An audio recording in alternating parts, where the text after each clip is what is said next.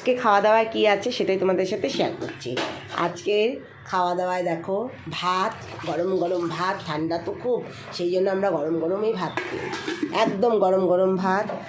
আর এই যে কালকের অল্প জাল ছিল সেটা জাল দিয়ে রাখা হয়েছে, আর কালকের একটু মাংস, 1 পিস মাংস আর একটা আলু দিয়ে রাখা আছে অল্প, এটাও খাওয়া হবে। আর এটা হলো মাছের তেলের বড়া। মাছের তেলের বড়া কার কার ভালো লাগে একটু জানিও, আমাদের ভীষণ ভালো লাগে। আর এখানে হয়েছে তোমার কাতল মাছের ঝোল আলু দিয়ে, এই দেখো দেখেছ, কাতল মাছের ঝোল